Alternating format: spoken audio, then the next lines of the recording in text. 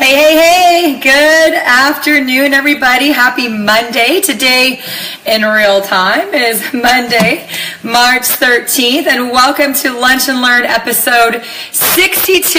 And today we're going to talk about what is your fence. And before I go into the lesson and the story, I want to say if you have not done so, please go to youtube.com/create wealth with Tara and subscribe so that you can watch these episodes at your convenience and never miss one. So today, again, we're going to talk about what is your fence. And let me pull up my notes here.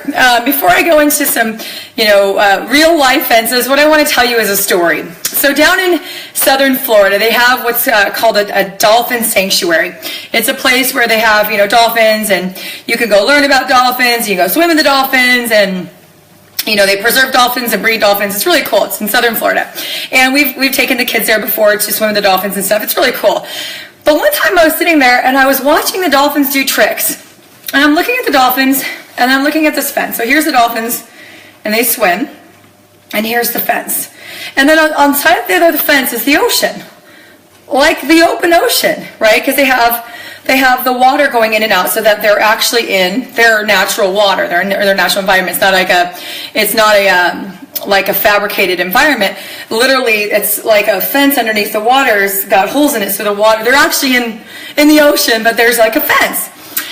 So I started watching, and I'm watching the dolphins jump and do all these flips, and I'm looking at the fence, and I'm looking at the dolphins do the flips, and I thought, that's interesting. They can jump higher than the fence. Like, my brain was like, why do they stay in? So if they can jump higher than the fence, then logic would tell you that they could jump over the fence and go out into the ocean where they would be free. So why do they stay? Why do they stay, right? Everyone always says, yeah, why do they stay? Well, let me ask you a question. Why do you? You know there's freedom. There's more. Your friends and family and neighbors and coworkers and your brother and your sister and your mom and dad, they know there's more. There's more than an 8 to 5 job. There's more than working 40 hours a week for 40 years and retiring with a Timex watch and a turkey and a store-bought cake from the grocery store. We all know there's more. So if you're wondering about the dolphin joining, why don't you? Well, one of the reasons is because there's sharks out there. It's scary, and they have an unlimited supply of fish. They got someone petting them. They got cute little kids swimming with them. Maybe they like it in there. Maybe they don't want freedom. And that's, sometimes people don't want freedom. But why do you? Why do you stay? And what I can think of is, we all have our fences, right? There are things that are keeping us where we are, keeping us in our cozy, safe little environment that feels good. That's, certainty. I know if I go to work and I push these buttons and I answer these calls and I file these papers and I push these buttons, I'm going to get a paycheck. That's certainty, right? And that's one of the main drivers for all people and their behavior is the need for certainty, the need for comfort, right? So give me a 1 if you love certainty. Give me a 1 if you love certainty. Because for years, I didn't get into real estate in 1997. And I missed the biggest real estate boom in California history. I probably could have made a lot of money. With my personality and my father, who was a broker for 20 years, willing to mentor me, I missed the biggest real estate boom because of certainty. Because I said, no, Dad, I don't want to do that. I want a paycheck. And I didn't have any kids or anything, any houses, but I wanted the paycheck. I wanted the certainty. So a lot of people, let me know if one of your fences is the need for certainty, right?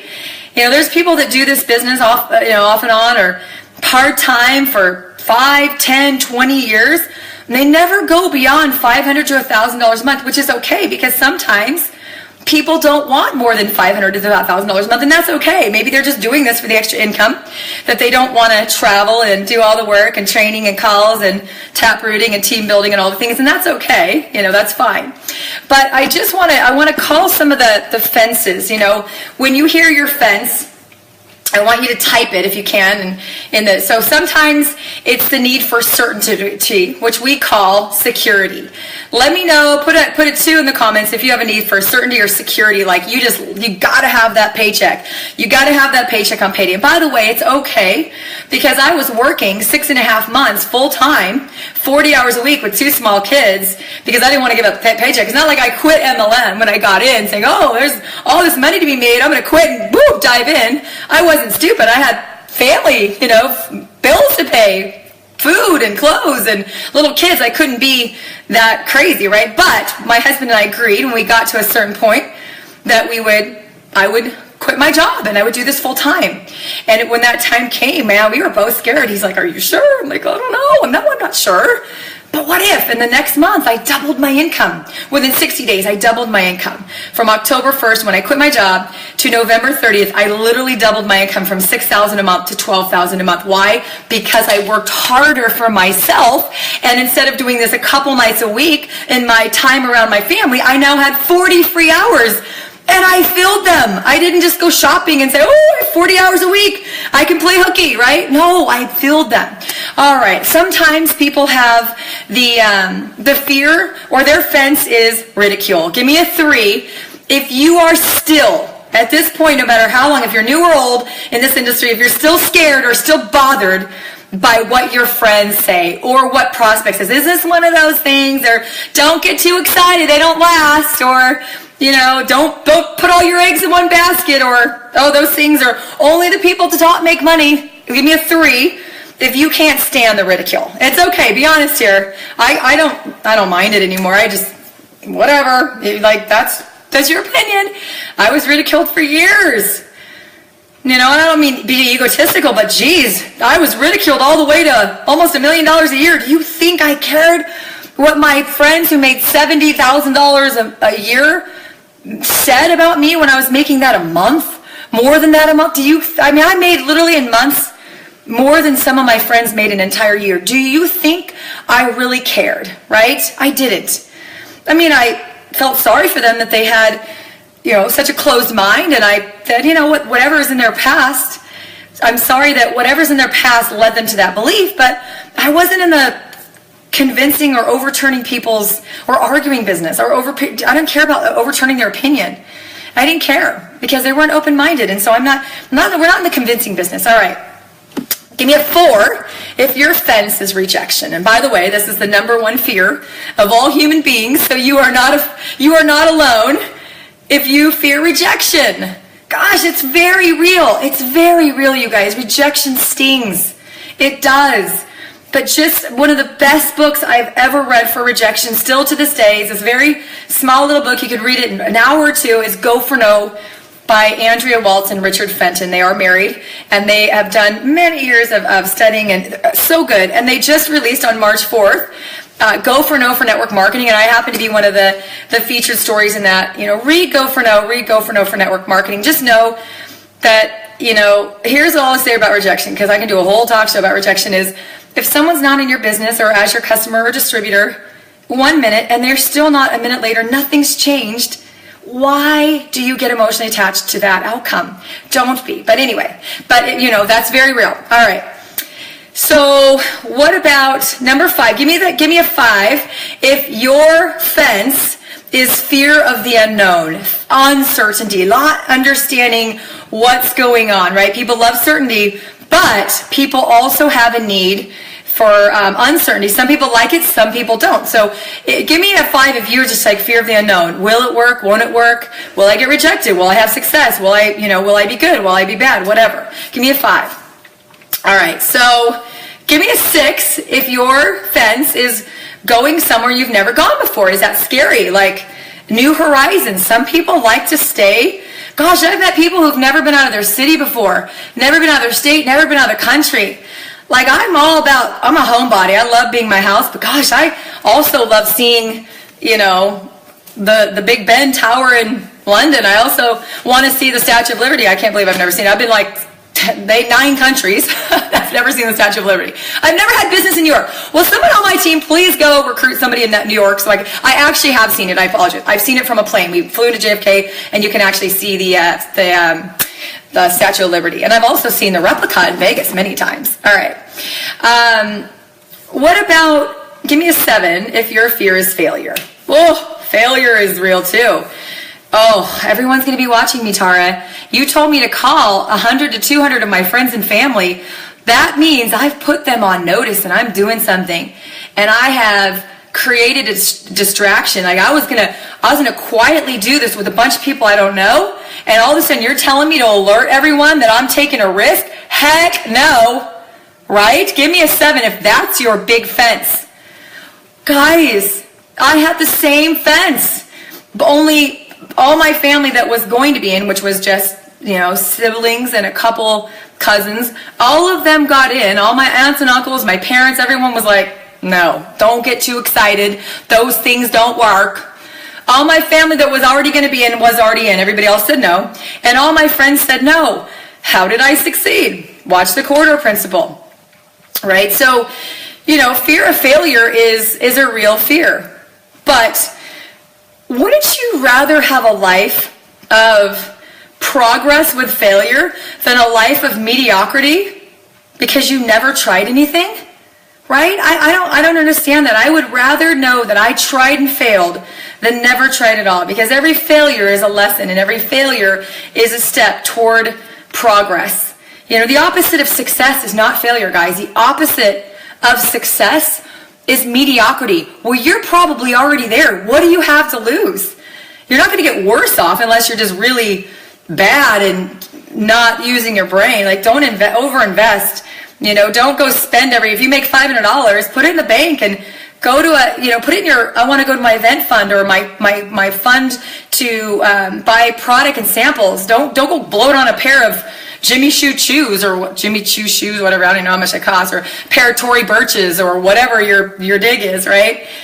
Invest in you. Poor people spend first, invest later. Rich people invest first and spend later, right? So if there's nothing else to spend, they don't spend it, right? So set up savings where you're forced to. We had forced savings, meaning we had to contribute X amount for a long time, and then we were forced to have savings. All right, so fear of failure.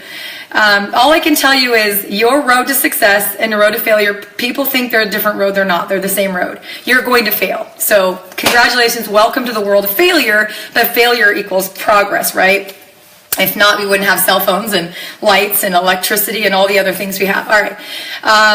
Let me hear an 8, especially from you parents, or, if you're newly married or if you're, still at home. If your fear or your fence is spending too much time away from your loved ones. Now, this was also, this still is a little bit of a short fence to me. I've built a gate in it. I've built a gate and I've learned to communicate with my family and have balance and, really talk to my children about what I'm doing and why I'm doing it.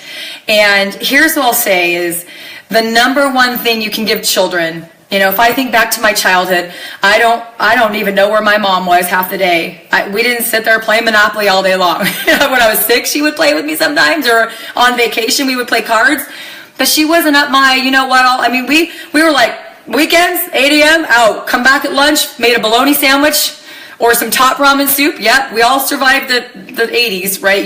Your kids will too. And then we came home when the street lights came on. Man, we were out the country club, begging people for dimes because we had to call our parents, hustling money to go buy candy. Come on, let your kids go. But anyway, the kids, my whole point is the number one gift you can give your kids is when you are with them, give them your love. The number one driving force of all human beings that lead to everything is your children just need to know you love them. That's all. That's all. Everything else is trivial. That's a whole nother talk show. Okay. So that's also, your fence could be getting out of balance, overworking yourself. Well, here's some, let me see your 9 if you're worried about getting out of balance. If you're out of balance, but you're still watching TV, then stop. If you're out of balance and you're playing Farmville and Candy Crush and Monopoly and Solitaire and Sudoku and all that stuff, then you're not out of balance. You're out of discipline, right? You can't have all the things. Sometimes you're going to have to make sacrifices, things that are entertainment. We have to go away. For years, I didn't watch TV. Literally for years and years and years, I literally didn't watch TV because I was afraid of getting out of balance. And so I made choices to stay in balance and, to work my business and be with my family. My priorities became work, my family, time, my business, and then everything else. That meant time away from my friends. It meant saying no to vacations. It said no to, weekend trips. It said no to going to movies and happy hours and stuff and birthday parties. But look what I've done. I've made sacrifices. All right. Oh, this is a big one. Oh, some of you guys, it's going to hit you square in the eye. Let me hear it if your fence, give me a 10, if your fence is you failed in another company, or you've been in too many companies, or you've already tried to sell other products, and you're afraid that your family and friends are going to go, another thing, which is ridicule, but let me hear a 10 if your fence is you feel like your network is going to judge you because you've done something else. Well, let me tell you that they don't care. If my best friend goes from doing nails to doing hair to being a plumber to being an electrician to being a lawyer to being a doctor to a realtor, I will support her in every single one, right? So my biggest advice to you is call it out if you think that's your, if people don't kick people who are already down. If they do, scratch them onto your list. So I might say, hey, I've been in this industry. I've been in a few companies. My passion is health and wellness. Well, hey, for many reasons, I've led to this company for whatever it is, and you need to know about this. Whatever. Hey, would you take a look at, maybe you weren't interested in the other ones. Maybe you will be. I don't know. But I'm going to tell you anyway because you're my friend. You're my family. And I would support you in anything you do. If you opened a gym, I would go there versus a gym across town. If you opened a restaurant, I would eat there. If you opened a boutique, I'm not going to shop at the one next door. I'm going to give you my business, right? If you sell candles and I'm in the market for a candle, I'll buy from you. Like I have friends that sell jewelry, right? And I buy their jewelry. I have friends that sell makeup. I buy their makeup. It would be silly for me to go and, go across town when I would support my friends, support your friends. I am a good friend. Thank you. No, I just believe that you should treat people how you want to be treated, man. I learned that in freaking kindergarten.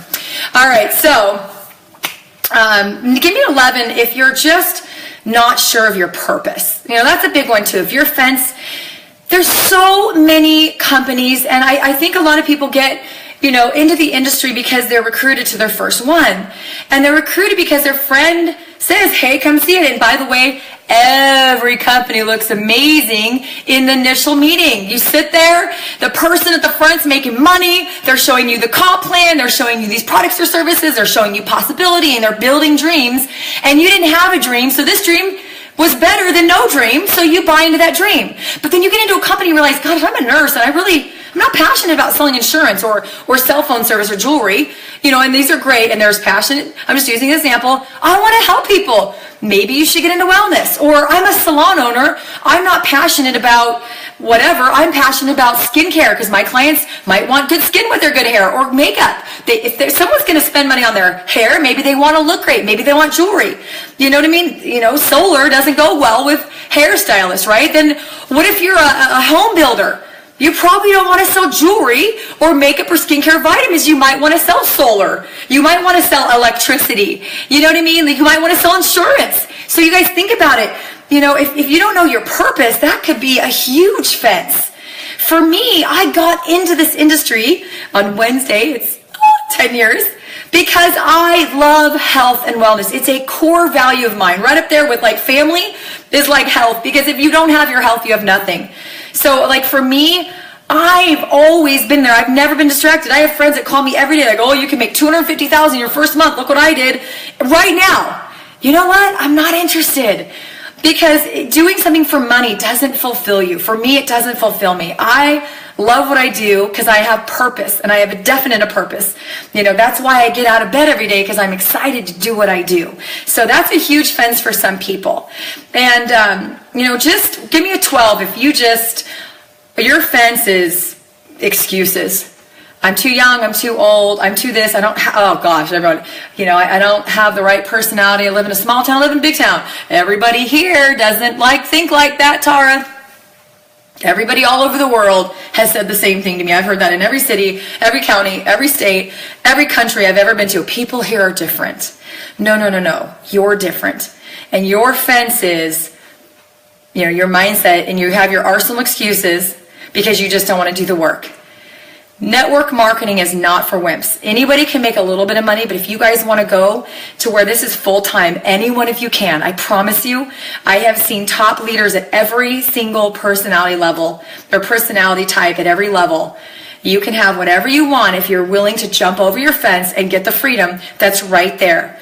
And if somebody already jumped and you see them happening, now if nobody in your company is having success, you might want to change companies. But if people are progressing and people are advancing in rank and, people are growing and the company's growing, there's no reason why you can't have success too. Find out what your fence is. And what I want you to do, I want you to visualize every morning when you do your I am statements. I want you to picture that fence. And I want you to write the words across that fence. And I want you to see it. My fence is this. And I want you to jump over that fence. And I want you to visualize what your life will look like if you get to that fence. What will it look like? For me, it was more time with my children, replacing an income, not having a boss, and having freedom to do what I want, when I want, where I want, with who I want. That was what was over my fence. So I worked very hard, and I just kept trying every day and conditioning myself until I was ready to jump. So every day I want you to think about what is your fence or fences, even write it on a piece of paper and put it on the wall, and I want you to draw a line in the paper and say, here's my fence, middle of the paper, here's what's holding me back, and here's what it's holding me back from. And every day I want you to look at the right side of the paper and say, I can have all that. Freedom, time, money, impact, travel the world, give more to my children, give more back to my community, my church, my philanthropy, if I just jump. Every day work on that, guys. So don't forget, freedom is there for you. All you have to do is be willing to go over that fence and get it. So hopefully this helps you get in the right mindset for a Monday. Happy week, everybody. And again, if you guys are just joining us, please subscribe, youtube.com/Create Wealth with Tara, or just go to YouTube and put in Tara Wilson Lunch and Learns. And please tag and share this to your wall. And, for anybody that needs it, it's always generic MLM training, free for anybody of any company, of any skill level, and it's my gift to the industry that has changed my life. So thank you guys, and I wish you a blessed week, and I will see you tomorrow.